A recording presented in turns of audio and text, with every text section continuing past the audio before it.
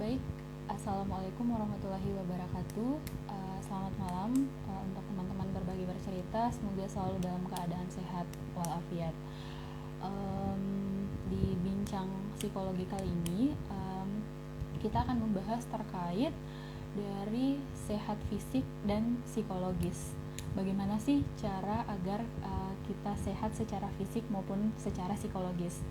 Nah, tapi sebelum berangkat sampai ke sana, sebelum berangkat sampai kepada tahap bagaimana cara kita untuk sehat secara fisik maupun psikologis, kita harus mengetahui dulu apakah sebenarnya sehat fisik itu mempengaruhi sehat psikologis atau mereka justru tidak saling berpengaruh.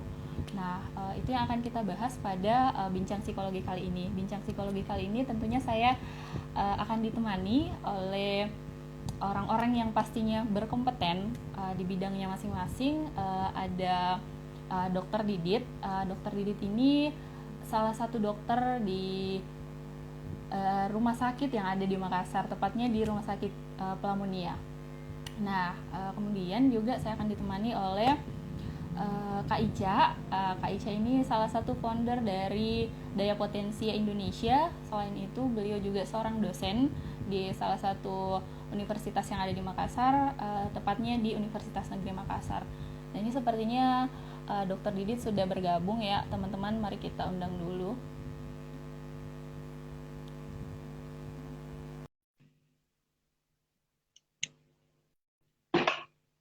Kak Ica juga sudah bergabung.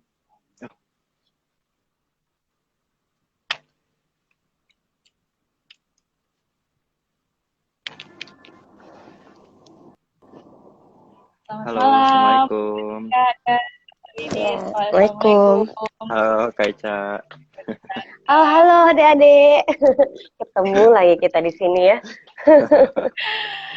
Iya Kak, jadi ternyata Kak Ica dan Dokter Didit ini satu sekolah SMA. Ya, Mm, betul sekali. Satu alma mater. Iya, satu alma mater ternyata. Nah, di kesempatan kali ini teman-teman kita akan membahas terkait dari sehat fisik dan sehat psikologis di tengah pandemi. Jadi itu menjadi sesuatu hal yang penting ya Kak untuk saat ini. Betul, betul. Mm, iya, Nah, iya.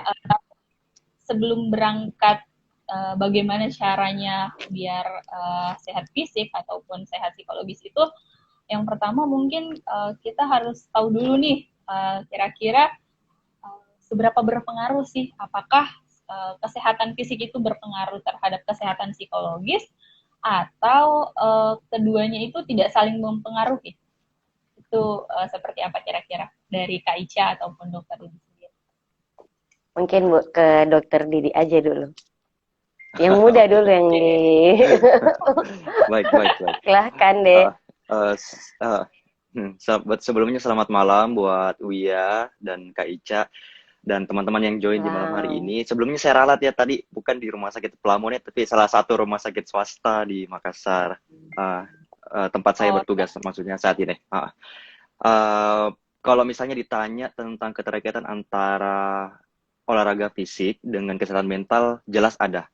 Memang dalam beberapa jurnal, bahkan sudah sejak lama sebenarnya, bahkan kita pelajari juga, saya pelajari juga maksudnya sampai menjadi dokter bahwa memang ada keterkaitan antara exercise atau olahraga dengan kesehatan mental seseorang. Tapi nanti mungkin untuk secara lebih mendalamnya kita akan bahas atau elaborasi lagi nanti sambil diskusi lebih lanjut lagi.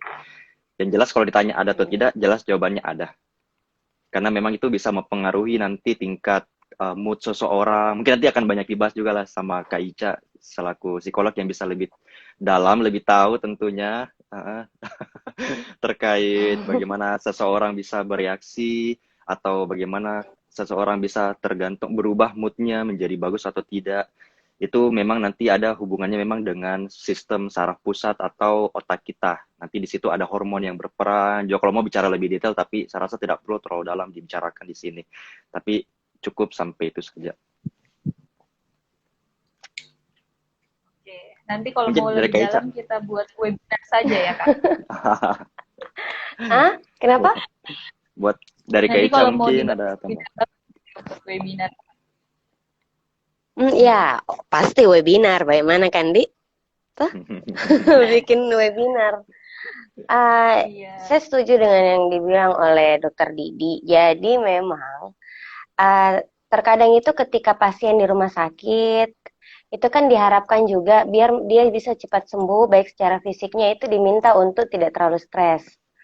Nah, diminta mereka untuk tidak terlalu banyak dipikir, diminta mereka untuk tidak negatif pikirannya, biar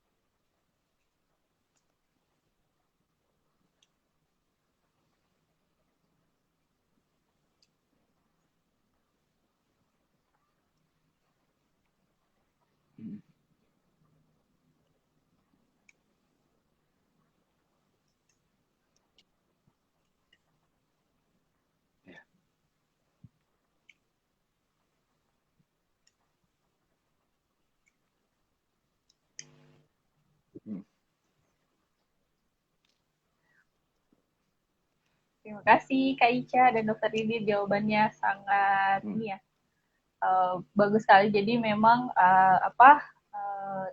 kesehatan. Jadi kita berbicara. Ini katanya suaranya nggak ada suaranya.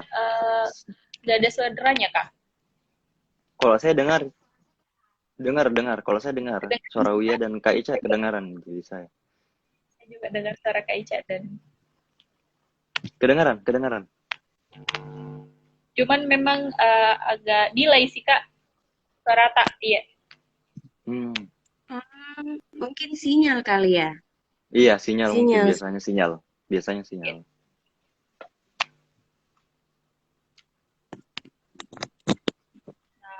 Jadi tadi sudah dijelaskan sama Dokter Didit dan Kak Ica sendiri bahwa memang secara fisik dan psikologis itu sangat berpengaruh. Jadi tidak mungkin ada sehat fisik tanpa ada kontribusi dari sehat psikologis. Begitupun sebaliknya. Yeah. Tidak mungkin ada sehat psikologis tanpa adanya kontribusi dari sehat fisik. Mungkin kesimpulannya seperti itu ya Kak, sederhananya. Iya. Yeah. Sederhananya, ya. Kak, kemudian pertanyaan selanjutnya. Kira Kak, bagaimana cara kita mengetahui bahwa kita sedang mengalami sakit fisik ataupun psikologis? Bagaimana cara kita untuk mengenali diri kita bahwa saat ini kita sedang mengalami sakit fisik ataupun psikologis? Oke. Siapa yang jawab ini? Kak Isha dulu mungkin? Atau mungkin yang muda lagi. Oke. Oke, baik.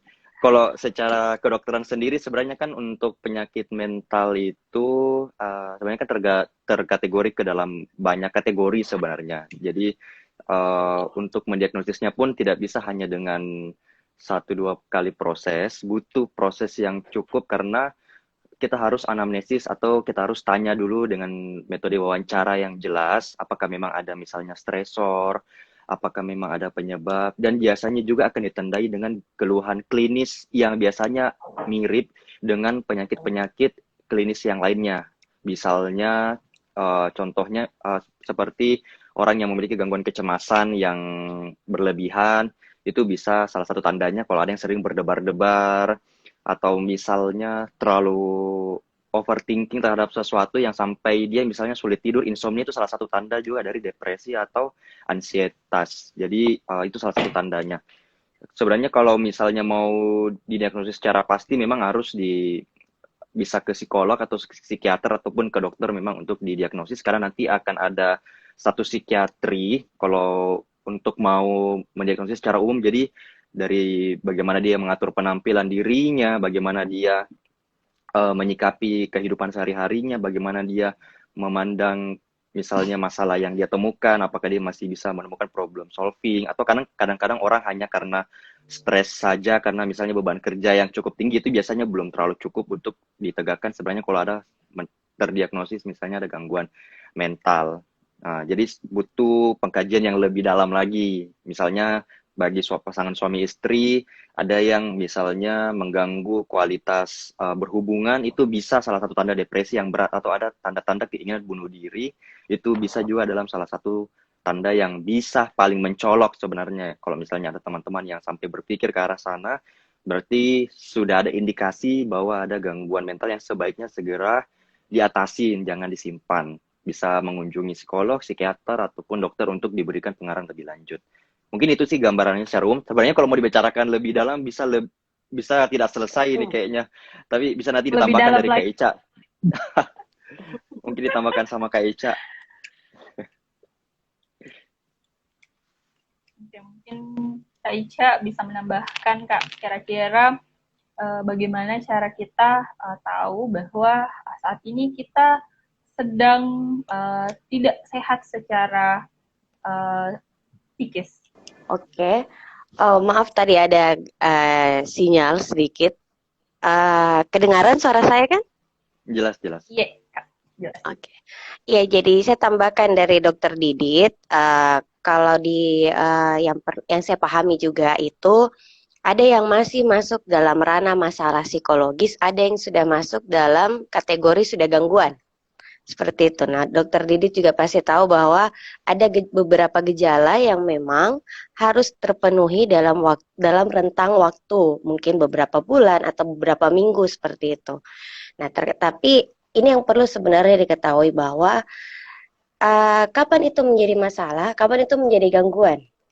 Itu yang perlu sebenarnya harus mungkin buat Dokter Didit ataupun semuanya yang bergerak di bidang kesehatan, baik itu fisik ataupun mental, mungkin perlu untuk diberikan pemahaman. Sama seperti fisik, kapan orang menjadi flu, kapan orang menjadi batuk berdahak, kapan batuknya tidak berdahak.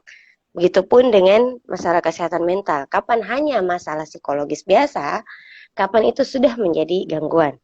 Yang saya pahami, menjadi gangguan itu adalah ketika kegiatan sehari-hari itu sudah tidak bisa lagi optimal untuk dilakukan. Seperti mungkin kalau depresi, sudah tidak mau keluar rumah, sudah tidak mau lagi makan, sudah ada percobaan bunuh diri, sudah merasa hidupnya tidak berharga. Sedangkan menjadi masalah psikologis adalah ketika sudah mulai mengganggu, cemasnya mulai mengganggu, khawatirnya mulai mengganggu, tapi kegiatan sehari-hari masih dilakukan, cuman sudah tidak mungkin kurang optimal seperti biasanya. Jadi biasanya sih kalau selama saya berpraktek,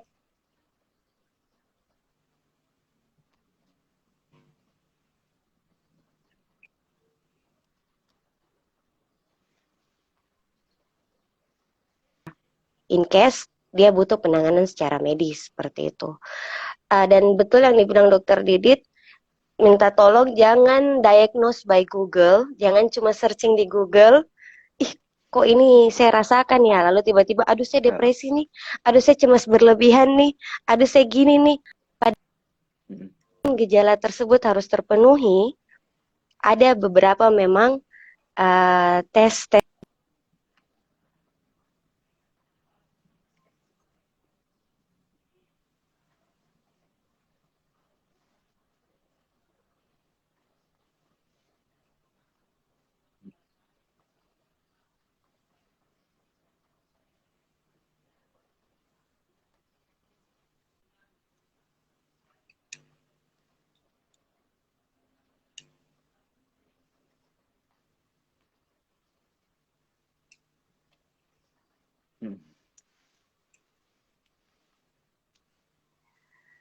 Oke, Kak. Berarti tadi memang bagaimana cara Jelas, jelas.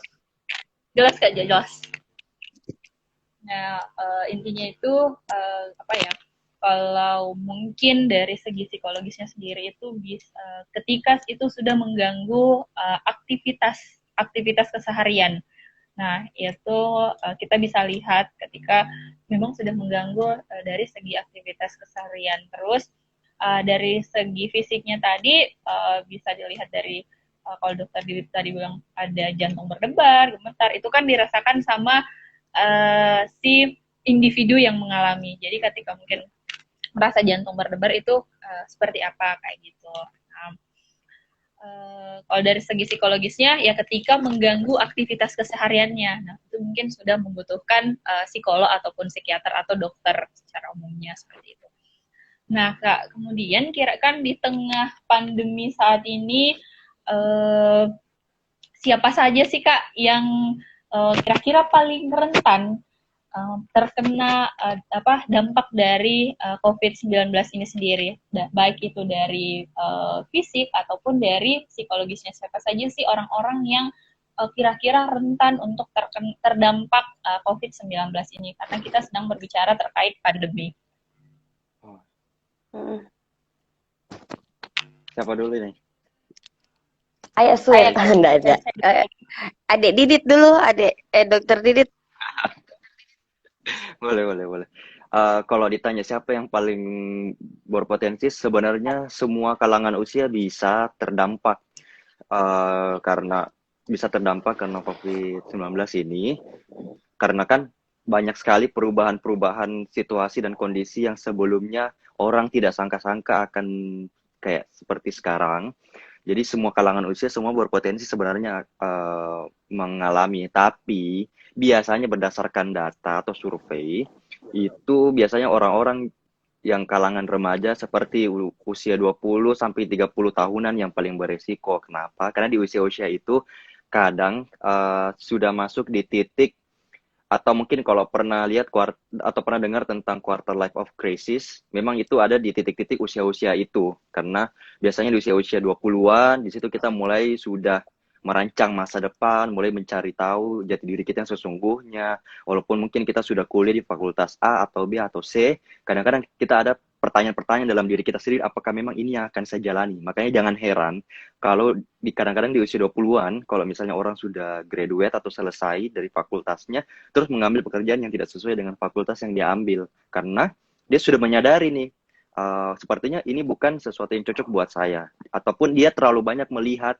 orang lain sebagai pertimbangan tanpa mengetahui apa kelebihan yang dia punya. Jadi ibaratnya kayak dia tidak mengetahui minat bakat dirinya sendiri, akhirnya terlalu banyak rasa insecure yang akhirnya nanti akan berujung terhadap kecemasan atau depresi atau bahkan gangguan mental lainnya. Itu sering sekali terjadi.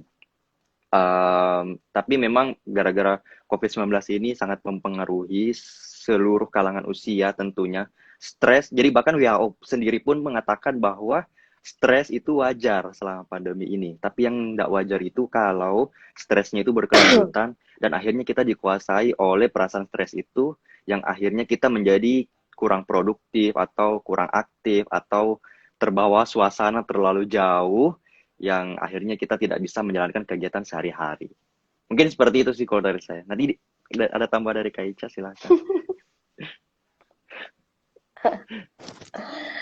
Jadi oke, kalau saya tambahkan lagi untuk Dokter Didit, saya setuju sekali, sama seperti fisik di mana COVID-19 itu bisa berdampak pada siapapun, fisik, mental pun seperti itu, psikologis pun seperti itu, mau itu anak kecil yang mungkin sudah mulai stres karena mulai bete, mulai bad mood karena masih harus sekolah di rumah.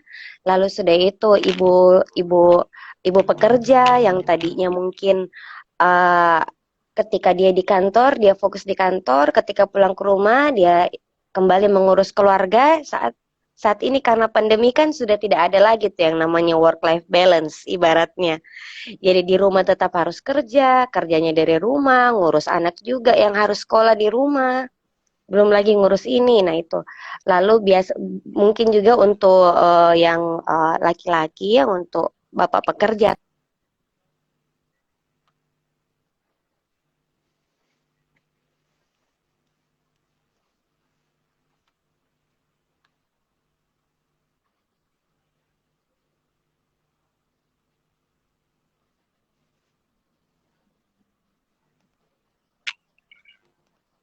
sehingga ketika mau keluar rumah pun sudah mulai cemas. Akan tetapi yang saya pahami, setiap orang itu punya faktor resiliensi, punya faktor penguat. Entah itu agamanya, entah itu keluarganya, entah itu support sistemnya. Jadi yang dokter Didit bilang sebelumnya itu juga betul sekali. Stres adalah menjadi hal yang wajar. Kalau saya biasa bilang kayak begini, pandemi saat ini itu hampir sama dengan bencana alam, di mana reaksi-reaksi psikologis yang dirasakan sekarang itu adalah hal yang wajar karena kita berada di satu situasi yang tidak normal. Seperti itu.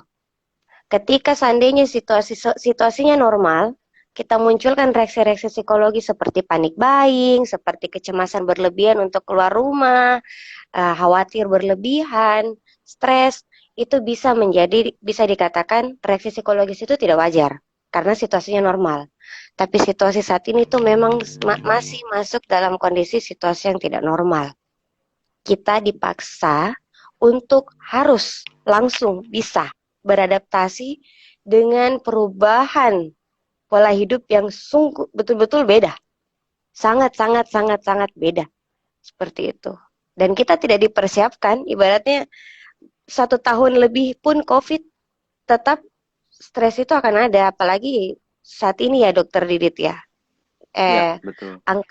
Angka positif COVID ataupun kematian itu semakin mulai lagi naik menjadi tinggi. Jadi semua orang bisa kena, semua orang bisa alami, mau itu agama apapun, ras apapun, usia apapun, status sosial ekonominya seperti apa, semua bisa kena. Yang penting sebenarnya adalah kita bisa tetap produktif, seperti yang Dokter Didit bilang. Walaupun kita WFH, kita bisa tetap menyelesaikan pekerjaan. Ketika masih bisa mengurus anak untuk ibu-ibu ataupun bapak-bapak, masih bisa mungkin mengurus orang tua, lalu masih bisa berinteraksi dengan teman. Yang pasti sih sebenarnya ya beginilah yang namanya new normal. Seperti itu. Oke Kak, berarti tidak ada secara spesifik kita lihat baik dari segi fisik ataupun segi psikologis, kira-kira orang-orang yang kemungkinan mudah untuk terdampak COVID-19 itu tidak ada yang secara spesifik, tapi secara umum orang mungkin akan terkena mau dari dia anak kecil sampai dewasa pun, mau dia pekerjaannya apa itu, jadi tidak memandang usia, pekerjaan atau apapun. Berarti secara umum tidak ada secara spesifik, misalnya mungkin kalau dari fisik, misalnya orang-orang yang punya komorbid itu akan rentang terkena COVID-19. Tidak ada yang sespesifik itu. Itu mungkin ya, Dokter Didit dan Kak Ica. Iya. Memang tidak ada yang spesifik, semua bisa terdampak. Semua bisa. Bahkan anak-anak pun bisa. Karena anak-anak misalnya orang tuanya dua-dua kena COVID dan berakhir misalnya meninggal, tentunya akan meninggalkan luka yang sangat mendalam atau rasa trauma bagi si anak karena dia harus melanjutkan kehidupan, harus melanjutkan sekolah sendiri, tidak ada orang tua yang bisa mendampingi. Jadi jelas dari anak-anak sampai yang usia tua semua bisa terdampak secara mental tentunya lewat COVID-19 ini. Selain fisiknya juga yang diuji karena setiap orang memiliki imunitas yang berbeda-beda. Walaupun ada yang sudah vaksin ataupun tidak, yang sudah vaksin pun masih bisa kena COVID, walaupun gejalanya lebih ringan, tapi apalagi yang belum vaksin sama sekali. Jadi tentu itu juga bagian dari tantangan juga sebenarnya untuk melewati fase yang berat ini. Jadi ayo segera vaksin. Iya. Ya, vaksin. Itu ya intinya, ayo teman-teman segera vaksin yang belum vaksin. Iya. Tadi juga Kak Ica dan Dokter Didit sudah bilang bahwa menurut WHO stres itu menjadi sesuatu hal yang wajar di masa pandemi saat ini. Nah, kira-kira Kak, dari Kak Ica ataupun Dokter Didit sendiri, ciri-ciri orang stres di masa pandemi saat ini tuh seperti apa sih kalau dilihat dari kacamata kedokteran? Mungkin dari fisiknya ada yang kurus atau seperti apa? Kalau dari psikologis mungkin apa gitu. Nah, kira-kira seperti apa, Kak? Oke. Kalau Anda lalu merona. Mohon maaf ya, ada teman saya yang agak ya. Silakan Dokter Didit, mungkin dari dari kedokteran dulu mungkin. Oke. Kalau dari sudut pandang kedokteran, kalau ciri-ciri stres, sebenarnya tadi sudah ada sedikit yang saya sebut. Intinya kalau stres itu kan wajar, yang saya bilang. Yang tidak wajar itu ketika dia berlanjut dan akhirnya bisa memunculkan gejala atau penyakit mental yang lainnya. Paling sering sih biasanya ke depresi atau ansietas. Itu yang paling fenomenal atau yang angkanya lumayan sangat tinggi memang gara-gara COVID-19 ini. Biasanya kalau penyakit mental atau penyakit kejiwaan yang lainnya cenderung tidak sebanyak depresi atau ansietas, karena stres memang itu salah satu faktor resiko untuk jatuhnya seseorang menjadi gangguan cemas, walaupun gangguan cemas juga bercabang-cabang soalnya diagnosisnya, ataupun gangguan depresi bisa ringan, sedang, ataupun berat. Tapi kalau yang salah satu tanda yang paling signifikan ketika seseorang misalnya merasa stres, itu tadi yang saya bilang salah satunya, ada ide untuk keinginan untuk bunuh diri, itu jelas sudah jatuh dalam apa namanya? Iya, jatuh dalam kategori gangguan psikis yang nyata tentunya, bahkan dikategorikan depresi yang berat, atau yang pada suami istri yang sebelum misalnya pandemi bisa berhubungan dengan baik, tapi setelah memasuki fase pandemi dia mengalami stres dan tidak ada minat sama sekali dalam melakukan hubungan, itu juga masuk dalam kategori yang perlu dicurigai, kategori depresi. Yang lain-lain sebenarnya sih tidak terlalu khas. Pada dasarnya mirip dengan orang-orang pada umumnya yang belum bisa ditegakkan misalnya ke diagnosis, ada gangguan kejiwaan, perlu pendalaman lebih lanjut, tapi yang paling bisa dicurigai juga itu misalnya sering mengurung diri. Yang awalnya mungkin karena sebelum pandemi bisa hangout dengan teman-temannya, ada hal-hal lain yang bisa dilakukan di luar rumah, tapi misalnya selama pandemi, karena hal itu sulit dilakukan, karena adanya pembatasan dari pemerintah, sehingga dia tidak ada sama sekali minat lagi untuk misalnya bersosialisasi, atau akhirnya sering mengurung diri dalam kamar. Itu juga salah satu hal yang perlu dicurigai.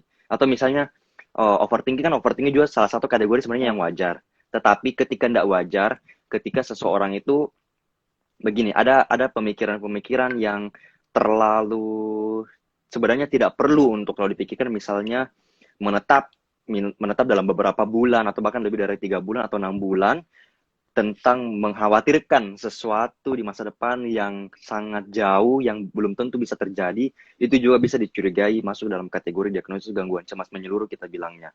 Atau mungkin efek trauma yang ditimbulkan karena keluarga atau dirinya sendiri pernah terkena COVID, itu juga bisa nanti berakhir menjadi gangguan kecemasan juga bisa. Cuman memang yang seperti tadi Kak Ica bilang, untuk penegakan diagnosisnya itu harus melalui proses yang tidak singkat, bukan hanya dengan search by Google gitu. Jadi harus ketemu dulu psikolog boleh, psikiater boleh, maupun ke dokter boleh, karena nanti akan ada proses wawancara dulu, terus ada uji psikologis yang harus dilalui, dan untuk bisa ditegakkan memang tegak ada diagnosis gitu. Jadi tidak asal hanya dengan search by Google ada gejala yang mirip langsung ditegakkan bahwa sudah bisa seperti itu.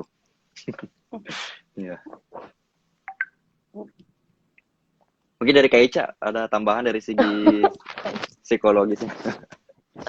Oh ya, jadi biasanya itu ketika waktu awal-awal pandemi itu kan sempat ikut gabung di Satgas COVID IPK khusus untuk wisata duta COVID kemarin kan yang di hotel-hotel. Biasanya itu yang paling sering akan ditanyakan adalah apa yang menjadi keluhan Anda saat ini. Karena ada seperti yang lebih tepatnya sih ada perubahan perilaku yang sangat signifikan sebelum dan selama masa pandemi, karena kita kan tidak bisa bilang setelah pandemi ya, karena kita masih dalam pandemi. Jadi seperti yang Dokter Didit bilang, sebelum pandemi mungkin dia selalu mungkin nongkrong sama teman. Nah, selama pandemi mungkin dia mulai menarik diri, walaupun mungkin sempat ada masa di mana kita sudah mulai bisa bertemu, tapi memang harus pakai masker. Dia karena cemasnya berlebihan, khawatirnya berlebihan, dia jadi tidak mau keluar rumah. Bahkan mungkin bertemu dengan penjual ikan pun atau penjual sayur itu sudah tidak mau. Karena ada perasaan khawatir pun atau. Nah, jadi biasanya tuh di waktu awal pandemi, bahkan sampai saat ini pun yang selalu kami tanyakan itu, apa yang berubah? Apa yang menjadi keluhan Anda? Apakah itu sudah mulai mengganggu pikiran Anda kah? Apakah sudah mulai memunculkan perilaku yang tidak efektif kah? Atau perilaku yang kurang menjadi perilaku yang negatif kah? Apakah sudah ada pikiran bahwa saya sudah tidak punya harapan? Saya sudah punya tidak harapan sama sekali, khususnya ketika mungkin significant person, orang yang penting dalam kehidupannya itu meninggal. Seperti yang dokter Didit bilang tadi, mungkin orang tua, atau pasangan, suami atau istri, atau anak. Nah, itu kan sebenarnya ketika ada yang namanya grief, ada keluarga ataupun ada kenalan dekat yang meninggal karena COVID-19, nah itu kemungkinan akan adanya perubahan perilaku itu akan sangat terlihat sebenarnya. Jadi tambahan sama Dokter Didit, selain mulai mungkin ada pikiran negatif, mungkin sudah ada perilaku-perilaku yang mulai tidak efektif ataupun yang tidak mengarah ke negatif begitu. Itu yang perlu sebenarnya, itulah perlunya kita mengenali kondisi psikologisnya kita. Kapan kondisi psikologisnya kita optimal, kapan kondisi psikologisnya kita mulai menurun atau sudah masuk fase stres. Bahkan kalau yang paling ditakutkan itu sudah masuk depresi berat ya dok, ataupun mungkin kecemasannya sudah berlebihan, seperti itu. Itu tambahannya dek. Oh iya Kak, terima kasih. Nah tadi Kak Ica ada bilang kita penting untuk mengenali diri kita secara psikologis. Itu bagaimana Kak kira-kira caranya buat kita bisa kenali depan? Terjebak kuras. Saya terjebak di pernyataanku sendiri. Oke. Kita bagaimana cara kita kenali Kak? Oke, itu bisa dengan ada beberapa memang cara begitu. Ini saya berbagi pengalaman saja ya. Yang mungkin biasa saya lakukan adalah ketika yang tadinya saya mulai bersemangat mungkin ke berpraktek begitu, mungkin ketika menghadapi klien saya cukup bersemangat, lalu tiba-tiba ketika bertemu dengan klien yang tadinya saya mampu untuk 1 jam mendengarkan ceritanya, tiba-tiba pikiranku sudah mulai kemana-mana, atau mungkin saya sudah, kok saya ngantuk ya. Nah biasanya ketika ada perubahan kecil seperti itu, saya sudah mulai mencoba untuk berbicara ke diriku sendiri. Ada apa sih dengan kamu Cak? Kenapa sih tadi seperti itu? Padahal sebelumnya tidak seperti itu. Apakah memang ada masalah, atau seumpamanya yang tadinya mungkin saya semangat bangun pagi, ini maunya di tempat tidur terus, apakah itu hanya kemalasan, atau memang saya lagi terjebak di dalam pikiranku sendiri yang membuat energiku habis sehingga bangun pagi pun mungkin sudah malas. Jadi salah satu caranya itu adalah mengidentifikasi apa saja perubahan perilaku yang terjadi. Itu salah satu contohnya kayak tadi, mungkin kalau kayak Dokter Didit mungkin ketika dia sanggup mungkin dalam 1 hari melakukan konsultasi dengan beberapa pasien, lalu ternyata tiba-tiba Dokter Didit hanya bisa mungkin 5 pasien, atau mungkin 5 pasien pun langsung kelelahan, padahal sebelumnya itu tidak seperti itu. Nah it means bisa jadi karena kita mungkin lelah fisik, atau mungkin ada sesuatu yang menjadi masalah yang mungkin mengganggu pikirannya kita, ataukah mungkin energinya kita habis memikirkan atau mengontrol perasaan negatif atau pikiran negatifnya kita. Itu kan bisa menghabiskan energi juga. Nah, ketika energinya kita habis, seperti yang Dokter Didit mungkin pahami, pasti kita juga tidak akan bersemangat. Pastinya kita juga akan menjadi lebih lemas, lebih loyo, lebih capek, lebih yang tidak bersemangat, bahkan mungkin berada pada fase stres. yang membuat kita menjadi tidak produktif, menjadi tidak optimal. Nah, perubahan perilaku yang walaupun kecil itu kita harus bisa lebih peka sebenarnya melihatnya. Dan Setuju. jangan malu mengakui bahwa kita lagi capek. Kan biasanya dengan Setuju. apalagi orang-orang yang bergerak di bidang kesehatan itu biasanya kayak Ya. mungkin dokter ataupun mungkin dokter kan dibilang, kok dokter sakit sih? Kayak gitu kan. Atau psikolog stres. Maaf, kami ini manusia biasa. Kami juga punya masalah. Kami juga punya keterbatasan dalam hal fisik, begitu kan? Nah, itu jangan mengakui bahwa, mohon maaf, bisa saya mungkin minta waktunya 1 jam untuk menenangkan diri atau apa ya. Jadi jangan malu untuk mengakui bahwa saya lagi cemas, saya lagi stres. Karena stres, cemas, stres, cemas, khawatir, ketakutan ketika masih di batas yang wajar, itu adalah hal yang normal. Ya. Mungkin ada Dokter Didit, ada tambahan dok? Dari pengalamannya mungkin dok ketika. Setuju. Jadi memang kalau secara penelitian atau bahkan sudah sering disebutkan, jadi kita tuh selama pandemi memang perlu dituntut untuk tetap aktif. Itu kata kuncinya, perlu dituntut tetap aktif, tapi tidak berlebihan.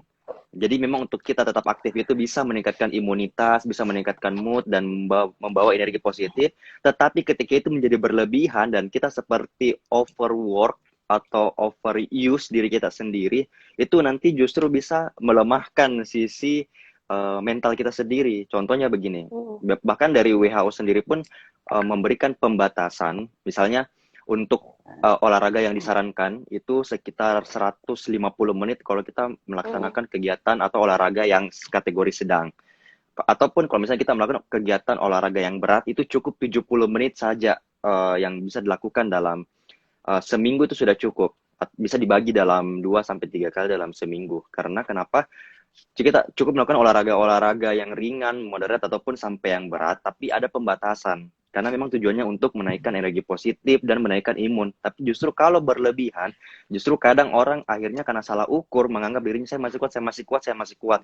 Padahal sebenarnya sekarang ini mekanisme untuk mencari hiburan atau mencari, kan kita olahraga kalau terlalu berat justru nanti capek yang didapat, bukan hanya dapat sehatnya sebenarnya, justru dapat capek. Makanya itu juga dalam exercise atau olahraga ada aturannya sebenarnya. Tidak, itu sama juga halnya dengan pikiran.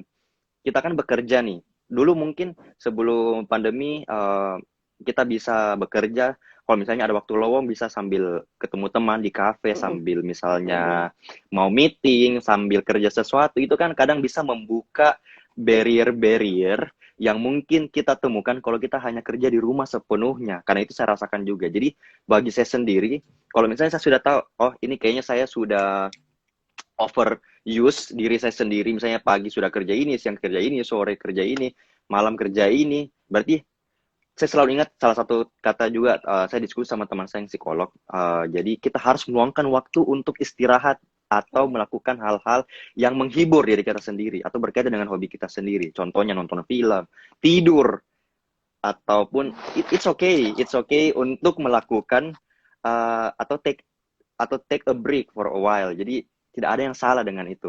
Tidak ada yang salah karena kita lagi memberikan waktu kita ini semacam energi atau kita lagi ngecas lagi diri kita sendiri supaya bisa bangkit lagi untuk mengerjakan lebih banyak lagi besok atau lusa. Masih ada selalu waktu untuk mengerjakan, apalagi di tengah pandemi ini kita harus semua cara diri kita untuk mengembalikan emosi yang mungkin awalnya sempat negatif, mood yang negatif, itu semua sebenarnya utamanya kembali ke diri kita masing-masing. Benar yang dibilang sama Kak Ica, kita harus tahu kemampuan diri kita sendiri, batasannya di mana, tapi tidak ada salahnya kalau kita perlu mengakuin kalau memang kita lagi lemah, lagi capek, it's okay gitu. Tidak ada salahnya berdiskusi.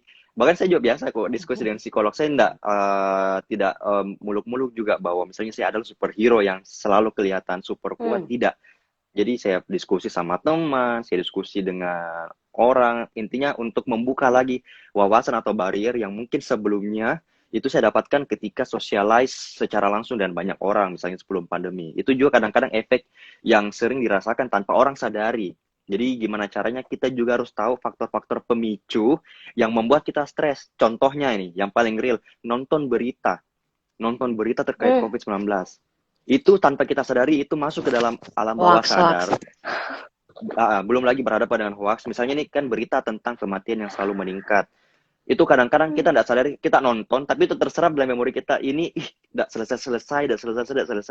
Jadi kita semacam mensugesti diri kita sendiri lewat berita itu. Makanya kadang saya menyarankan, kalau misalnya kita mau mencari hal-hal yang berbau hiburan, jangan nonton berita. Karena kadang berita itu justru membuat kita tambah stres. Atau simpan sedikit HP kita, misalnya letakkan HP kita, fokus nonton film atau apa, yang jelas kita tidak menerima pesan yang berhubungan dengan pekerjaan atau apa, jadi beri waktu kita dulu untuk sedikit rehat dari pekerjaan, dari hal-hal yang berbau hoax. Tahu sendiri kan sekarang banyak ini di WhatsApp atau di grup-grup yang membahas tentang ini, hanya mencerca ini dan itu mempengaruhi juga pikiran kita secara tidak langsung. Jadi kita harus cari vibes positif yang bisa membangkitkan energi positif kita yang menguap ini selama pandemi, dan yang tahu itu sebenarnya diri kita sendiri.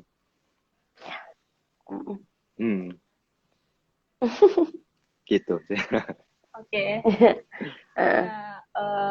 Sebenarnya belum sampai ya pada tahap copingnya, tapi ternyata sudah dijelaskan duluan. Oke. Belum sampai ke pertanyaan coping, tapi sudah dijelaskan. Jadi untuk pertanyaan copingnya di skip.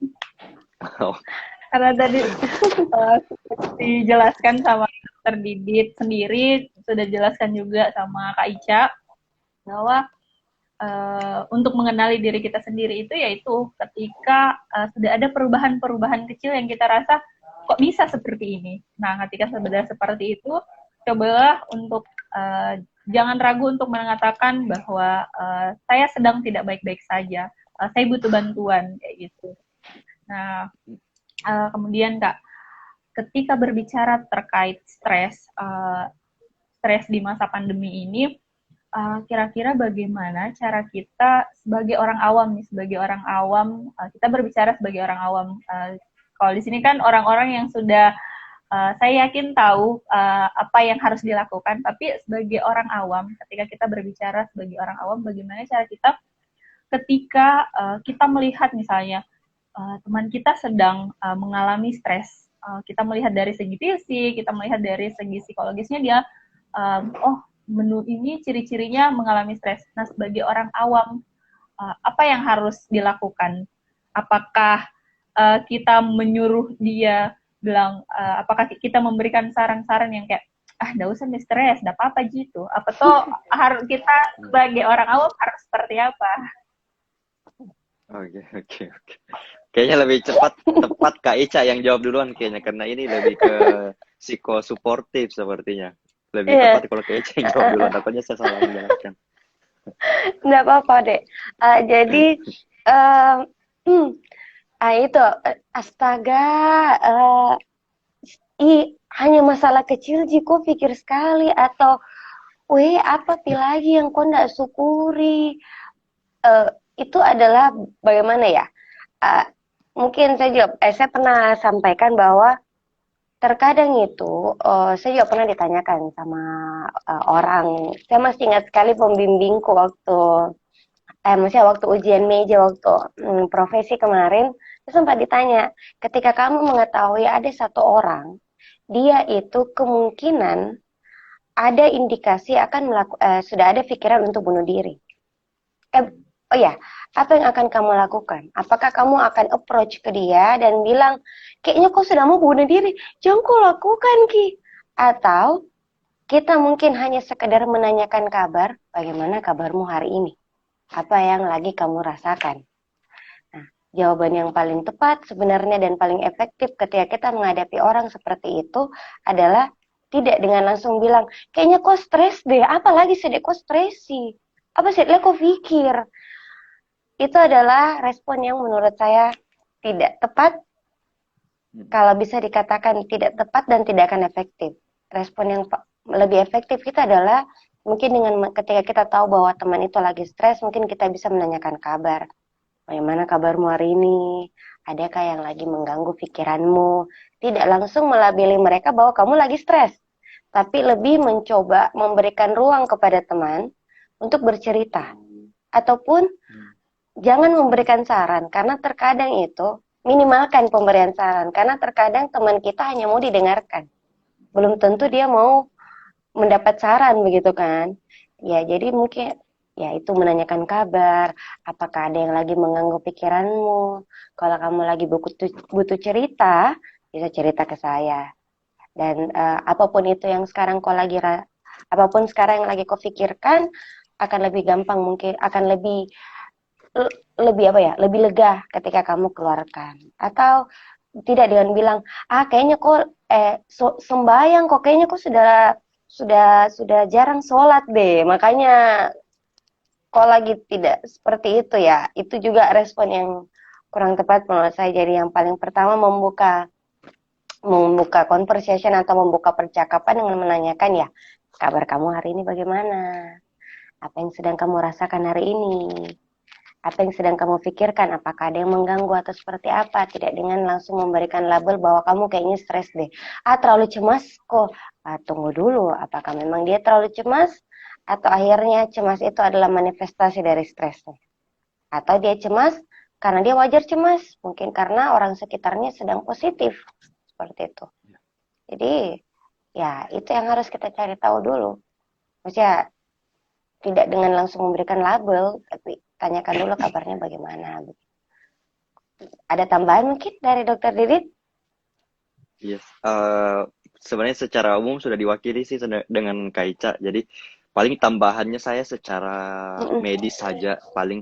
Itu kan tadi secara mungkin lebih ke psikosuportif, gimana kita sebagai seorang teman yang melihat ada orang yang misalnya stres, kita harus bertindak. Jadi kita sebutkannya tuh biasanya empati ya. Jadi kita memposisikan diri kita ada di posisinya, tapi tidak berlarut-larut, perasaan kita tidak ikut berlarut dalam perasaannya. Nah itu jadi sehingga kita dalam bertindak misalnya ketika kita dihubungi, kita tahu nih, coba kita bayangkan di posisinya dia, apakah ini juga masalah. Mungkin bagi kita pikir ringan, tapi karena kita belum alami, tapi karena misalnya si teman kita atau orang yang kita tidak kenal lihat sedang stres, coba kita posisikan dulu diri kita ada di posisinya. Paling hal yang lain sih yang bisa saya sarankan atau tips ini juga sesuai dari eksekutif juga dari WHO, ini bukan dari saya. Ada beberapa hal sebenarnya yang bisa kita lakukan selama pandemi ini yang mungkin bisa sedikit mengalihkan diri kita dari stres yang berlebihan dengan banyaknya berita hoax yang beredar, banyaknya informasi yang masih sedikit menakutkan mungkin.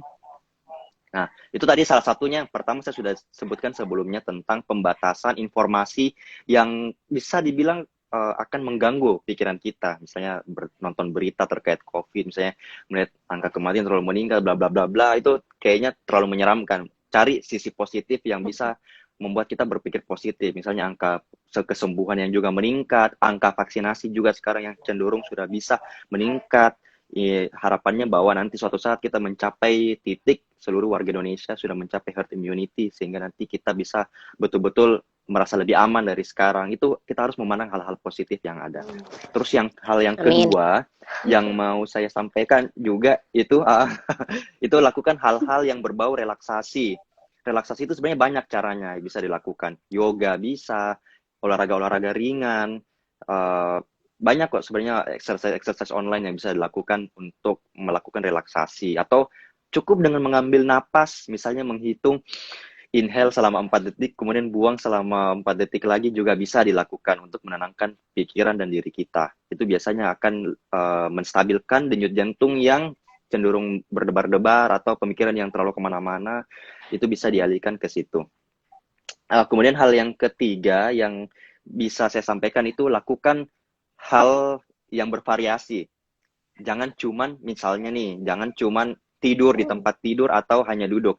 Jadi kadang-kadang itu disarankan juga kita misalnya setiap 30 menit disarankan lakukan hal-hal yang membuat kita bergerak.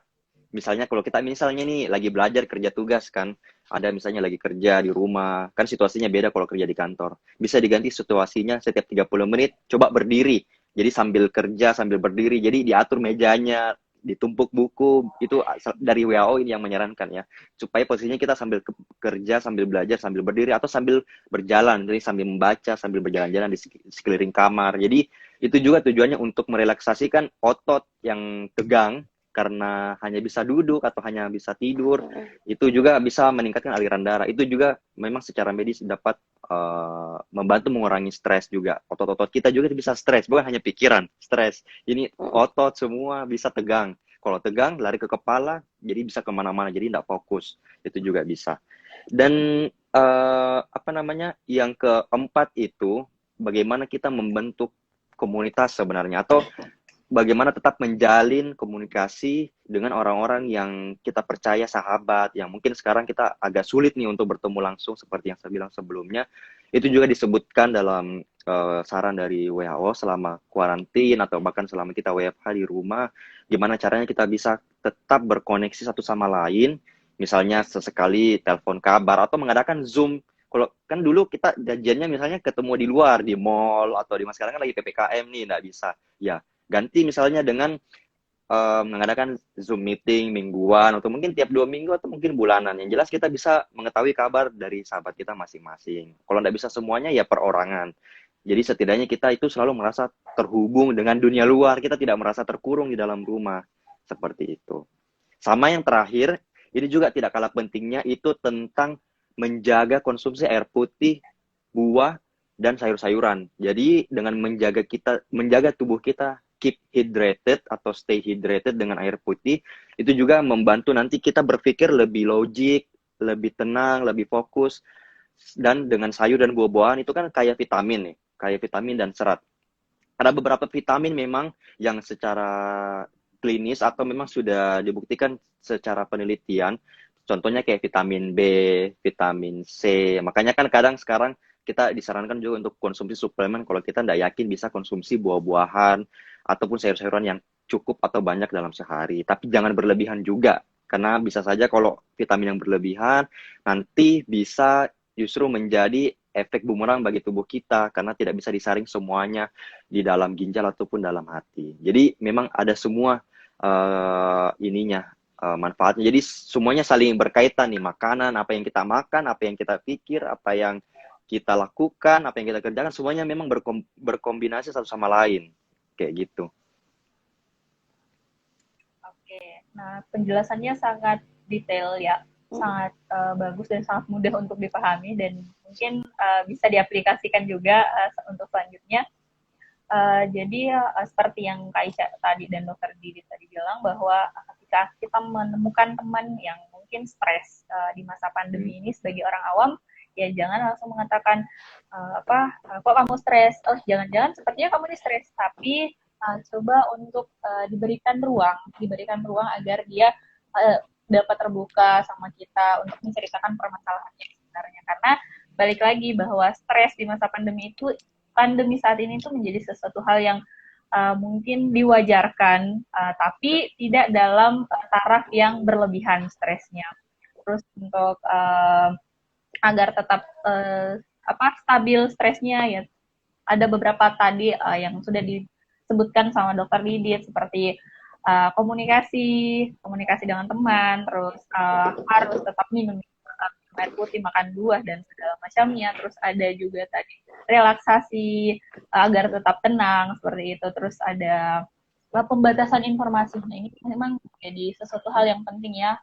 Pembatasan informasi itu menjadi sesuatu hal yang penting, karena di masa pandemi sekarang itu kita memang harus tahu informasi apa yang harus kita masukkan ke otak, lalu kita cerna. Karena kalau tidak seperti itu, ya itu justru akan membuat kita menjadi mungkin akan menjadi stres karena terlalu banyak informasi. Dari informasi itu akhirnya stres, terus mungkin stresnya parah, akhirnya sampai depresi, seperti itu.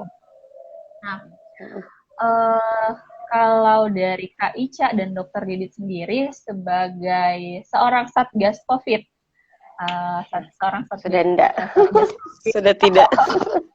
Oke, berarti bercerita pengalamannya kira-kira Kak Ica dan Dokter Didit sebagai seorang Satgas COVID itu, kira-kira apa sih Kak yang ditemukan di lapangan, akhirnya Kak Ica itu punya insight bahwa ternyata COVID ini berbahaya. Ternyata COVID ini sampai seberbahaya itu. Apa kira-kira yang Kak Ica ataupun Dokter Didit dapatkan di lapangan yang akhirnya membuat Dokter Didit ataupun Kak Ica ini sampai insight bahwa oh ternyata memang COVID ini sangat berbahaya seperti itu. Kira-kira apa Kak ataupun Dokter Didit? Siapa yang mau mencoba menjawab duluan? Kayaknya Dokter Didit dulu yang mungkin sampai saat ini masih menangani ya. Sebenarnya saya bukan bagian dari Satgas COVID ataupun tim COVID. Cuman kan karena kebetulan saya bertugas di rumah sakit, jadi memang sesekali, beberapa kali bakalan ketemu dengan pasien-pasien yang terpapar COVID-19. Sebenarnya hal yang paling real, bahkan sampai sekarang ya, itu dalam bertemu dengan kondisi pandemi seperti ini, yang paling berat justru bukan ketika kita ketemu pasien COVID-19, tapi bagaimana kita bertemu dengan pemikiran yang keliru itu sendiri. Itu bahkan masih terjadi sampai sekarang. Saya beberapa kali harus menjelaskan berulang-ulang, soalnya banyak sekali isu-isu hoax yang beredar. Jadi kita sudah luruskan ke keluarganya A atau bahkan pasiennya sudah percaya. Jadi rata-rata itu saya lihat trennya, walaupun tidak ada data, saya tidak berbicara data, karena kan sebenarnya kalau mau berbicara lebih real harus berbicara data, karena belum ada penelitiannya. Biasanya itu yang saya temukan di lapangan, orang-orang itu awalnya sangat denial itu maksudnya penuh dengan penyangkalan terhadap vaksinasi, terhadap COVID-19 itu sendiri. Jadi sangat bebal terhadap apa yang sudah disampaikan oleh Kementerian Kesehatan kita sendiri ataupun dengan tenaga kesehatan. Kadang-kadang mereka baru percaya ketika mereka sudah terpapar dan menemukan gejala itu gejala sedang atau gejala berat. Yang tentunya itu sangat disayangkan karena sebenarnya itu hal yang bisa dicegah. Hal yang sangat bisa dicegah tentunya. Jadi kasihan sebenarnya. Yang menjadi hal yang menjadi sangat disayangkan itu ketika misalnya si pasien sudah percaya karena dia sudah merasakan sendiri gejalanya. Jadi kadang-kadang itu pasien kalau orang tanpa gejala kadang masih percaya tidak percaya, kadang merasa di COVID kan dan segala macam. Tidak ada untungnya sama sekali buat kita. Kita juga ada rasa worry gitu ketika ketemu dengan pasien COVID karena tentunya COVID ini gejalanya bisa tidak main-main dan bisa berbeda-beda pada setiap orang gitu. Jadi saya masih tidak mengerti kenapa masih banyak yang denial terhadap hal ini, takut ke rumah sakit, takut ini dan segala macam. Padahal sebenarnya dengan diawasi di rumah sakit itu justru lebih aman karena ada perawat, ada dokter yang akan jaga di situ. Tapi terlalu banyak informasi yang keliru yang beredar ketika dibawa ke rumah sakit, di COVID-kan lah, atau misalnya nanti langsung meninggal dan segala macam. Padahal sebenarnya tidak seperti itu. Mungkin itu juga yang mau saya luruskan dengan adanya teman-teman yang nonton di sini. Tolong dijauhkan. Kita ini sebagai, apalagi orang-orang yang nonton ya, misalnya tenaga kesehatan, misalnya ada Kak Ica atau Wia yang berprofesi sebagai psikolog, semua bisa mengambil peran gitu. Jadi kalau kita tahu bahwa ini hal yang berbahaya, maka minimal kita menjelaskan dari keluarga terdekat kita bahwa ini adalah sesuatu yang bukan bisa dibilang main-main. Jadi kalau misalnya masih ada yang dengan nyamannya bepergian misalnya ke nikahan, ini sering sekali nih klaster nikahan. Jadi pergi nikahan tapi makan di sana. Pergi ke nikahan saja itu sudah sangat berisiko, apalagi kalau makan di sana. Dan ini juga bukan hanya terjadi di orang lain, tapi di keluarga saya sendiri. Jadi saya juga kadang agak merasa bingung atau bagaimana ya. Itulah tugas kita, tidak boleh menyerah sebagai tenaga kesehatan untuk selalu mengedukasi, karena ini demi kebaikan kita bersama. Nah, apa lagi tadi? Sampai mana tadi ya saya bahas? Jadi itu tantangannya. Jadi tentang bagaimana nikahan. Mengedukasi. Iya, sampai dengan bagaimana mengedukasi pemahaman orang-orang yang keliru tentang COVID-19. Walaupun sudah berulang-ulang disampaikan bahwa tidak seperti itu, jadi memang masih jadi tantangan sampai sekarang. Karena saya pernah baca juga sedikit, ini ada sedikit hubungannya dengan pengaruh rakyat Indonesia. Saya tidak mengeneralisasikan, tapi ini ada kaitannya dengan bagaimana tingkat seseorang mau rajin melakukan literasi atau membaca. Jadi bukan hanya sekedar membaca pesan di WhatsApp, tapi betul-betul mencari di sumber yang terjamin atau sudah teruji secara keilmiahan. Ya, secara benar, betul. Jadi ibaratnya kalau mungkin boleh dia tidak percaya dengan dokter atau tenaga kesehatan, silakan. Tapi silakan memilih atau membaca sumber-sumber referensi yang betul-betul bisa diuji secara ilmiah, misalnya jurnal atau apa, itu bisa dipertanggungjawabkan. Tapi kalau misalnya lewat entertainment atau lewat pesan keluarga, itu tidak ada landasan ilmiahnya sama sekali. Jadi patut untuk dipertanyakan. Jadi setiap mendapatkan pesan seperti itu, tanyakan dulu ke diri kita sendiri, betulkah ini, betulkah ini, betulkah ini. Validasi dulu ke orang-orang yang kira-kira bisa diajak diskusi seperti tenaga kesehatan, siapapun itu. Jadi tidak asal mencerna. Itu juga salah satu lingkaran setan yang masih terjadi sepertinya sampai sekarang, yang ketika pada akhirnya menyesal sendiri ketika dirinya sudah terpapar. Contohnya ini tentang vaksinasi. Banyak sekali. Coba mungkin sekarang alhamdulillah melihat trennya sekarang orang sudah banyak yang percaya. Tapi coba beberapa bulan terakhir itu banyak sekali informasi beredar tentang chip dan segala macam lah, itu yang luar biasa dipercaya. Dan sebenarnya bingung juga sih, karena ya ada juga salah satu oknum dari tenaga kesehatan yang sempat mengeluarkan statement, jadi agak sangat disayangkan dan merugikan sebenarnya. Jadi disitulah peran kita intinya, tidak boleh menyerah untuk mengedukasi sebagai psikolog, sebagai dokter, sebagai perawat, untuk mengedukasi mulai dari diri kita sendiri atau keluarga terdekat kita, bahwa ini penyakit bukan penyakit sembarang. Kalau mau uji-uji dirinya, saya tidak menyuruh, tidak meminta-minta, tapi biasanya semuanya akan menyesal ketika sudah terpapar dan merasakan gejala sesak. Itu yang paling real sekali di situ. Tapi saya berharap yang nonton di sini, kita semua yang ikut di live Instagram malam hari ini tidak perlu merasakan itu gitu, karena kita tahu dan sadar bahwa ini hal yang bukan main-main. Nah, kalau dari Ica ada tambahan Kak? Sebelum kita menjawab pertanyaan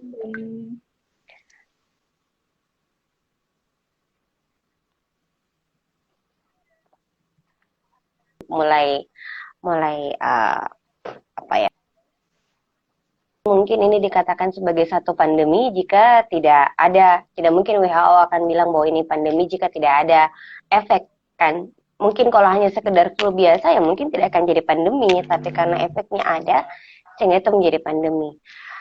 Yang membuat saya menjadi sadar ini cukup sangat, bukan berbahaya ya, tapi sangat mempengaruhi psikologisnya seseorang itu ketika waktu masih di Satgas kemarin, saat ini sih sudah tidak, itu mendapatkan beberapa keluhan yang sampai karena dia masih positif sehingga masih tetap harus ada masih harus karantina di hotel, dia sampai anaknya sampai dibuang ke lantai, sampai ada yang merusakkan meja, sampai ada yang tidak ingin makan, sampai ada yang apalagi berita hoax sudah mulai beredar. Nah itu dari kondisi di Satgas, pada saat Satgas itulah saya mulai memahami bahwa memang betul-betul ini pandemi, lalu akan sangat mempengaruhi kondisi psikologis kita. Setelah itu ditambah lagi ada anggota keluarga yang meninggal, lalu setelah itu mulai lagi yang mungkin awalnya sudah mulai dianggap tenang, lalu ternyata naik lagi trennya,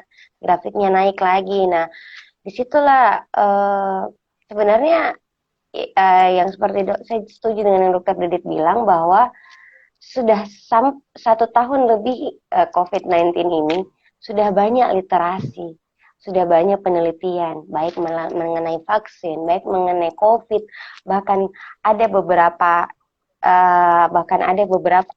yang sudah membuatkan satu video ketika COVID itu masuk ke dalam tubuh, seperti apa prosesnya. Sudah ada hoax bilang bahwa tidak, paru-parunya itu sama seperti paru-paru perokok.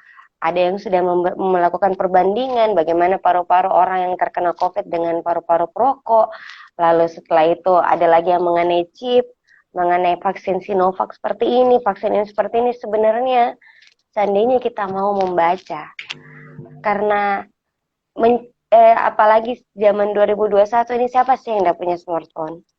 Mungkin dari yang paling bagus sampai yang mungkin smartphone biasa, membuka Google mencari literasi itu sebenarnya akan, tetapi yang perlu dipahami bahwa yang perlu kita ketahui bahwa mencari informasi bukan malah hati-hati. Terlalu banyak kita mencari informasi yang jelas atau mencari banyak penelitian, itu bisa membuat kita malah memunculkan yang malah jadi bumerang. Bisa membuat kita menjadi lebih khawatir atau menjadi lebih cemas. Tapi yang perlu kita fokuskan adalah kita mencari informasi itu agar kita tahu apa yang sedang terjadi sebenarnya, agar kita tahu apa yang bisa kita lakukan ke orang-orang sekitarnya ataupun ke dirinya kita sendiri begitu. Nah, ketika kita sudah mulai cemas karena banyak informasi, walaupun itu informasi yang valid ya, bisa jadi juga malah bumerang ke diri sendiri. Seperti yang Dokter Didit bilang tadi, batasi langsung informasinya. Dan apalagi kalau seumpamanya keluarga, saya sudah keluar dari beberapa grup karena saya sudah tidak sanggup menghadapi mereka.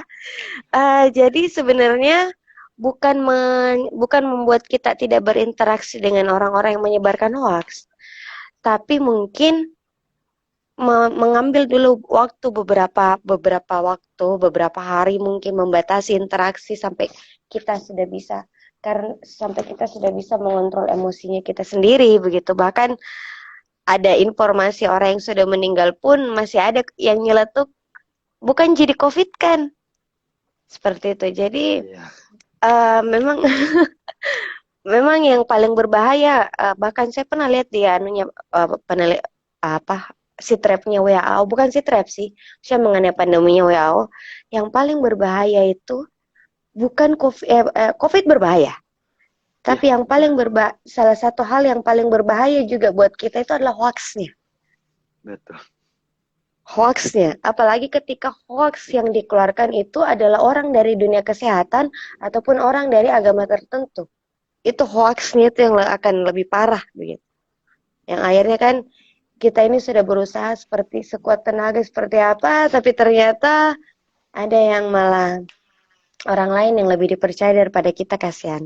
Tapi yang perlu kita pahami bahwa tidak mungkin ini menjadi satu pandemi jika tidak ada sama sekali efek negatifnya, begitu. Kalau flu biasa ya orang sudah tahu, tinggal minum Rinos atau minum sebut merek atau minum obat flu itu sudah langsung sembuh. Tapi kan ketika kita seperti kalau penciuman hilang, apa yang bisa kita lakukan? Memangnya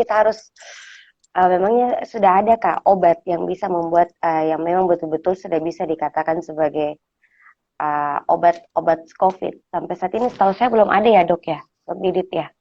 Ya belum. Untuk obat COVID belum ada kan? Tapi, ya. Tapi lebih untuk lagi ada dalam tahap penelitian ya. Iya. Mengurangi gejala, iya. Nah itu dia. Yang paling bahaya yang saya pahami itu salah satunya adalah COVID-nya. COVID bukan, hoaxnya. Hoaxnya itu luar biasa sekali sih, sampai sekarang pun juga masih gemes sampai sekarang. Pengen dicekek sebenarnya kan, cuman nggak mungkin dicekek juga toh. Oke. Nah ini Kak, ada pertanyaan, mungkin lebih tepatnya bertanyanya ke Dokter Didit ya. Kak, kalau habis positif bisa vaksin? Oke, jawabannya bisa. Jadi kalau sudah positif, rekomendasinya itu bisa lakukan vaksin. Kalau ditanya kapan, misalnya kapan sebaiknya waktu yang tepat, terakhir sih rekomendasinya itu bisa seberagam, tidak ada yang pernah menyatakan bahwa sebaiknya kapan waktu yang tepat. Tapi dianjurkan sebaiknya kalau misalnya betul-betul setelah selesai COVID, sudah recovery secara bagus, misalnya sudah tidak ada keluhan, klinisnya sudah membaik, tidak ada keluhan sesak, batuk sudah tidak ada demam, itu sudah bisa kok melakukan vaksin. Bahkan terakhir itu yang saya, kalau mau lebih amannya 1 bulan setelah positif. Setelah positif, misalnya sudah selesai menjalani isolasi mandiri, maksudnya ya, dihitung dari selesai isolasi mandirinya. Atau dari swab PCR-nya negatif. Oke, jadi itu bisa vaksin setelah 1 bulan setelah isoman ya? Iya. Saya mau nanya ke Dokter Didit ini. Nanya ya dok ya. Jadi kan saya sebenarnya ada jadwal vaksin kedua. Itu kalau tidak salah kayaknya pertengahan bulan ini. Cuman kan saya baru-baru isoman dok. Alhamdulillah sih sudah negatif. Jadi apakah masih bisa saya tetap stick to maksudnya tetap sesuai dengan jadwal vaksin kedua saya, atau apakah saya akhirnya akan mundur dok? Saya nanya deh ya dok ya. Iya, vaksin pertamaku tuh dek kayaknya bulan Juli. Pertengahan minggu ketiga bulan Juli. Jadi kemungkinan vaksin kedua aku, kalau nggak salah di kartunya itu mungkin pertengahan atau minggu ketiga bulan Agustus ini. Agustus. Oh, oke oke. Mm-mm. Kalau Mm-mm. yang saya tahu sih sejauh ini tidak masalah sih Kak. Karena kan Oh, nggak masalah kemungkinan sih deh. Oke. kemarin mungkin waktu kita vaksin pertama itu sudah masuk di Mm-mm. masa inkubasi atau sudah terpapar dengan COVID mungkin. Jadi waktu itu belum Mm-mm. ada gejala. Jadi Mm-mm. kan untuk kena positif COVID-19 itu ada masa inkubasi. Jadi kayak itu Ya. virus berproses dulu dalam tubuh kita. Biasanya empat Mm-mm. 4 sampai 10 hari atau 3 sampai 7 hari setelah terpapar itu baru menunjukkan swab PCR positif dengan bergejala. Kalau yang setahu saya sih Mm-mm. selama itu kan antara vaksin pertama dan kedua jaraknya itu memang 1 bulan masih bisa. Mm-mm. Jadi Mm-mm. tidak ada masalah sih setahu saya. Tapi nanti bisa dikoordinasikan lagi lebih pasti saat tiba di tempat Puskesmas, vaksinnya yang Dek. pertama. Mm-mm. Oke, Tapi oke. kalau setahu saya sejauh ini rekomendasi yang saya baca sih tidak masalah untuk dilanjutkan saya vaksin keduanya untuk Mm. melanjutkan pembentukan antibodi yang selanjutnya. Makasih, Adek. Iya. Kak, ini ada Yunul Rahmayana, sepertinya mau bertanya atau apa? Hah? Oh,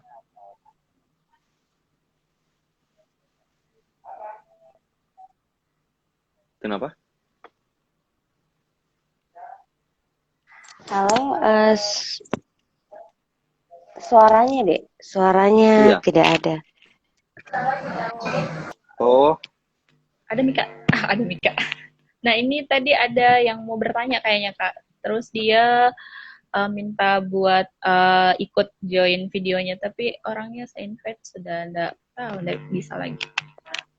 Dia, oh. ya. Oke, Kak, ini pertanyaan terakhir sebelum sesinya ditutup. Mm-mm. Pertanyaannya itu kan ini di masa pandemi ini tadi sudah dijelaskan ngomong banyak hal termasuk coping stresnya itu sendiri seperti apa. Nah, kira-kira Kak, apa yang akan berubah setelah COVID ini, misalnya setelah COVID ini selesai atau setelah pandemi ini selesai, kira-kira apa yang akan berubah dari manusia secara fisik pun atau psikologis, kira-kira apa yang akan berubah? Contohnya, mungkin kalau setelah pandemi, apakah ada perubahan perilaku atau seperti apa? Kira-kira kalau dari psikologi sendiri dan kedokteran sendiri itu seperti apa Kak? Kira-kira setelah pandemi ini apa yang akan berubah di manusia? Apa yang akan berubah pada manusia? Oke. Atau apa? Kalau secara Dipikir-pikir dulu. kedokteran atau misalnya yang dikutip ya, kalau hal yang paling mendasar itu yang akan berubah perilaku kesehatan seseorang tentunya. Jadi itu bahkan sudah dimention dalam beberapa artikel seperti bahkan juga WHO juga mengutip bahwa nanti setelah kita melewati fase pandemi ini, orang akan lebih sedikit peduli terhadap kesehatan. Dulu kan sebelumnya nih orang jarang misalnya bawa hand sanitizer atau dulu orang kita kan belum bisa memprediksikan dalam beberapa tahun ke depan kapan betul-betul situasi ini akan terkendali. Jadi itu yang diprediksikan bahwa orang akan lebih peduli terhadap perilaku kesehatan seperti lebih rajin mencuci tangan, lebih hati-hati untuk berjabat tangan, itu bahkan diprediksi juga akan terjadi. Lebih berhati-hati misalnya mungkin lebih frekuensinya akan meningkat untuk menggunakan masker karena adanya rasa trauma atau khawatir karena situasi pandemi 2 tahun ini atau 1 tahun lebih ini. Jadi lebih ke perilaku-perilaku yang ada sekarang yang kita lakukan yang sebenarnya bagus itu kemungkinan akan tetap menetap dalam beberapa orang nanti ke depannya. Sebenarnya bukan hal yang buruk karena sebenarnya itu hal yang sebenarnya itu yang tepat sebenarnya. Harus rajin cuci tangan karena bukan hanya virus yang bisa menempel di tangan, bakteri, sumber tipes, penyakit tipes itu dari tangan, sumber diare itu dari tangan. Jadi sebenarnya ini sumber masalah kalau jarang dicuci. Jadi pandemi ini mengajarkan kita untuk lebih care, gimana caranya kita lebih care terhadap diri kita sendiri, terhadap keluarga maupun orang lain, kayak gitu. Nah, kalau Itu kalau secara sendiri Kak, kira-kira setelah pandemi ini perubahan yang terjadi di manusia itu apa Kak? Selain perubahan perilaku yang tadi ya, mungkin orang-orang bisa lebih bisa lebih peka terhadap kondisi psikologis orang lain, karena selama pandemi ini kan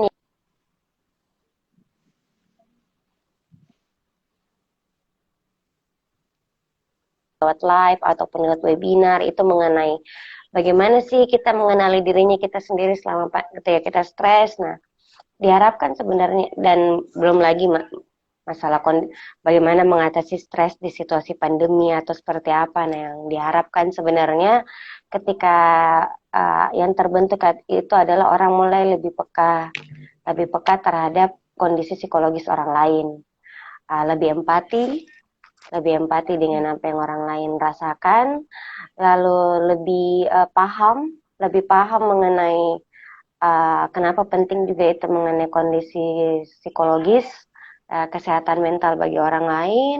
Lalu diharapkan juga mungkin ya tadi mungkin ada perubahan perilaku yang tadinya kurang efektif menjadi lebih efektif seperti itu, karena psikologis itu bukan hanya sekedar pikiran ataupun perasaan, tapi juga masuk juga dalam bentuk perilaku.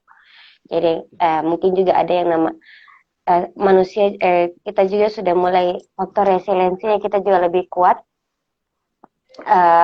Yang namanya support system juga semakin kuat begitu. Jadi sebenarnya banyak hal yang diharapkan menjadi lebih baik setelah pandemi ini nantinya begitu. Dan yang diharapkan lagi adalah ketika nanti kita akan mengalami pandemi yang sama, mungkin dengan virus yang sama. Mohon maaf, saya bukan mendoakan, tapi diharapkan adalah ketika nanti mungkin kita akan menghadapi situasi yang sama lagi, mungkin COVID sudah selesai, lalu kita mengatasi lagi situasi yang sama lagi, dari segi pun fisik kita sudah bisa lebih kuat. Jadi sudah ada proses belajar yang kita lakukan gitu. Sehingga ketika nanti kita berhadapan lagi dengan situasi yang lebih berat, kita sudah bisa lebih baik secara fisik ataupun psikologis, sudah lebih tahu bagaimana caranya, apa yang harus kita lakukan, dan bisa lebih kuat menghadapi itu begitu. Seperti itu menurut saya deh. Menambahkan dari Dokter Didit juga. Oke, terima kasih Kak Ica dan Dokter Didit. Tadi sudah dijelaskan terkait hubungan dari kesehatan fisik dan psikologis itu sendiri, terus coping yang ketika mengalami stres di dalam masa pandemi saat ini. Terus kira-kira apa yang akan terjadi selanjutnya kepada manusia itu setelah COVID atau pandemi berakhir, itu sudah dijelaskan sama Dr. Didit dan Kak Ica. Sebelumnya ucapkan terima kasih Kak karena mau berbagi informasi, terus terima kasih juga untuk Dokter Didit karena sudah mau berbagi informasi. Terus tapi sebelumnya mungkin sebelum menutup live IG kali ini, mungkin dari Kak Ica ataupun Dokter Didit ada sepatah dua kata-kata untuk yang menonton saat ini ataupun yang akan menonton.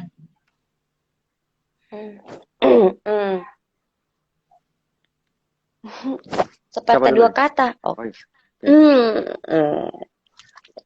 Kalau saya pribadi sih bilangnya, saya pernah, maksudnya kalau menurut saya pribadi yang ingin saya sampaikan itu, semua orang bisa kena COVID.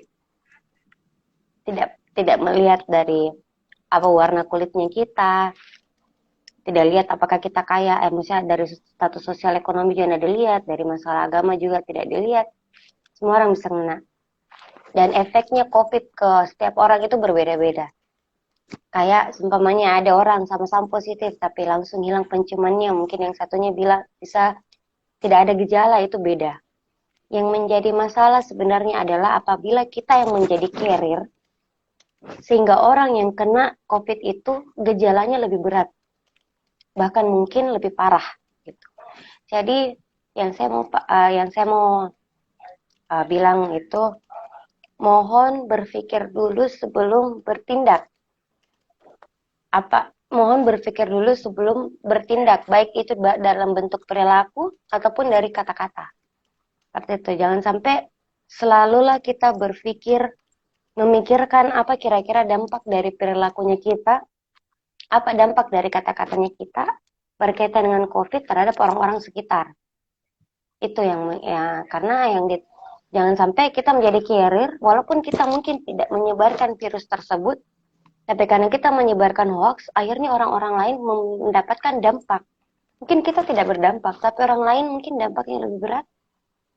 Seperti yang saya bilang tadi, mungkin yang satu tidak ada gejala, yang satunya malah ada gejala. Itu sih yang saya bilang. Tolong dipertimbangkan, dipikirkan apa efek dari perkataan ataupun perilaku kita berkaitan dengan COVID ke fisik ataupun psikologis orang lain.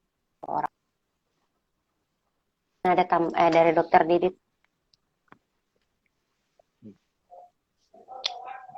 Ya, kalau dari saya sih mungkin sedikit mengulas saja ya. Jadi bahwa situasi pandemi sekarang ini memang wajar membuat kita menjadi pemikiran kita menjadi lebih gampang stres atau lebih banyak overthinking, tapi itu hal yang wajar. Tapi jangan membebani diri kita dengan pemikiran itu sampai terhanyut terlalu dalam. Jadi cari hal-hal kegiatan-kegiatan positif yang tetap membuat kita aktif tanpa membebani diri kita secara berlebihan. Contohnya kayak tadi yang sempat saya bilang, olahraga-olahraga ringan, makan makanan yang sehat seperti buah-buahan, sayur-sayuran, dan yang paling penting itu tolong dijaga protokol kesehatan itu yang super duper. Walaupun orang bisa saja tidak bergejala atau gejala ringan, tapi jangan uji-uji diri kita sendiri untuk mau terpapar COVID-19 ini. Karena tentunya dampaknya bukan hanya saat sakit, tapi pasca COVID-nya itu sendiri. Jadi bukan hanya short term, tapi long term. Jadi gimana caranya kita sebaiknya mencegah diri kita tidak terpapar sama sekali, supaya tidak membebani pemikiran kita dengan hal-hal yang tidak perlu sebenarnya dipikirkan. Karena ini hal yang sangat bisa dicegah tentunya. Contohnya vaksin, ya kita mendukung program pemerintah. Vaksin, mencegah, memakai masker.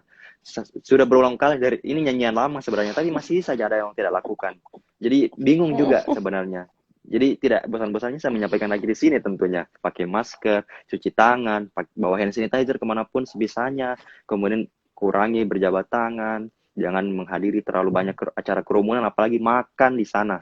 Please, tolong sayangi diri kalian, sayangi keluarga kalian. Karena sekarang klaster keluarga itu salah satu penyumbang angka COVID yang lumayan tinggi. Bukan hanya di Sulawesi Selatan, tapi bahkan secara nasional. Itu saja. Oke, baik.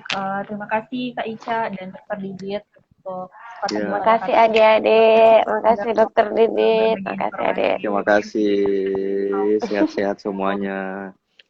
Ya, sehat-sehat semuanya. Kak Ica dan Dokter Didit. Terima kasih. Iya. Terima kasih. Assalamualaikum. Waalaikumsalam warahmatullahi wabarakatuh.